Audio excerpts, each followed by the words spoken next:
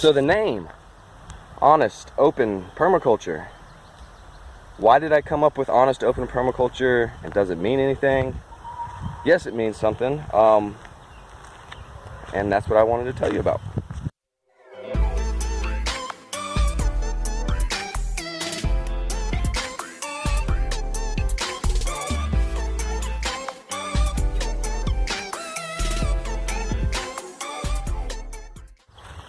What's up, everybody? Bill with Honest Open Permaculture, Hop Farm, and I wanted to do a short video about our name, Honest Open Permaculture. I'm standing back here in the back field on a beautiful Sunday. It's probably about 73, 74 degrees right now. It's supposed to be a high of 80, so I may need to water these a little bit. Throw some water on top, make sure they keep cool. I don't want them to start bolting because they are rocking, guys. As you can see, they are rocking. So the name, Honest Open Permaculture. Why did I come up with Honest Open Permaculture, and does it mean anything? Yes, it means something, and that's what I wanted to tell you about. See, the honest part, the first word, is me telling you guys that I'm going to be honest in what I'm doing. I'm going to be transparent. I'm going to show you the good things. I'm going to show you the bad things. I'm going to show you all of it.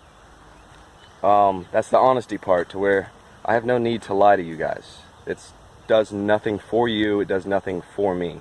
So I plan on being 100% honest and open. Comes to the next word, open. It kind of ties into the honesty part. We're going to be open about the way we feel about things, about the way what we talk about. I really don't shy away from any conversation that I think of. I will be able to talk about anything, whether it be permaculture related, farming relating. If you want to talk about politics, if you want to talk about religion, I am down to talk about anything. I'm open. I'm an open book. You may not like some of the things I tell you, or I talk about, or I say, but that's the way it is. Also, another thing with the open is, I heard Joel Salatin say his farm is always open to anybody that wants to come by. You come on by, you walk around, you see what we're doing here. If you like what we're doing here, you can buy produce from us, you can buy pork from us. I have the same concept with the open part of the name, is that if you want to come by my farm, you come by my farm. I would love a text message or a phone call, just a quick heads up, let me know you're coming by. But even if you don't, just stop by. Find me in the back field, walk around. That's part of the open and the honesty part. And then the last word in the name was permaculture. For those of you that are new to the word permaculture, that can be defined in a couple different ways, depending on the permaculturist, depending on, I guess, how they're thinking about it. But a good definition for permaculture, in my opinion, is it's a land use design using nature backed by science. Pretty much the best example I always give people when I talk about permaculture, when they say what is permaculture, the most simple, basic answer I can give them, we can go into a month-long conversation on what permaculture is, as far as people care, earth care, and fair share. We can go on for a long time. But the best example I like to give is what's behind me, the forest. And what I say about that is, permaculture is a design science, where we're looking at nature, we're replicating nature, and forest is that ultimate replication. What do I mean by that? Well, who feeds the forest? Who waters the forest?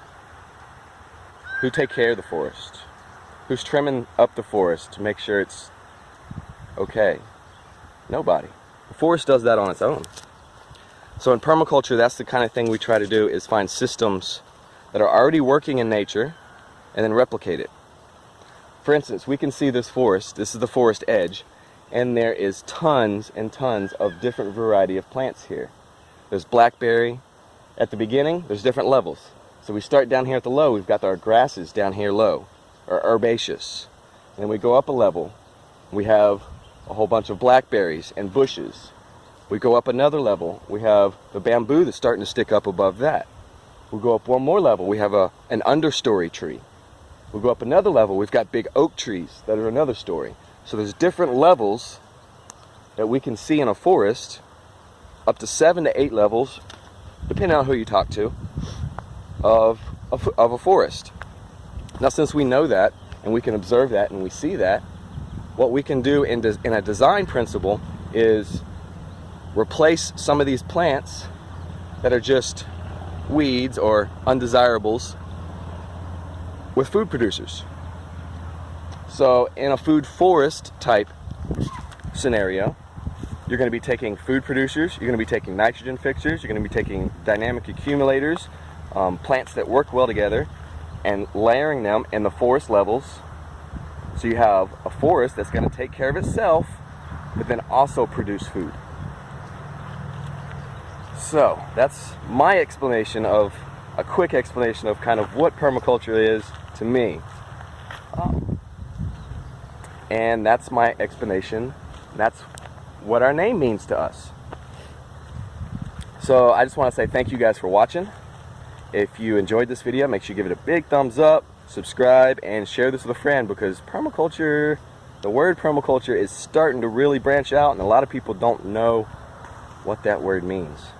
Maybe this will help them. All right, y'all, later.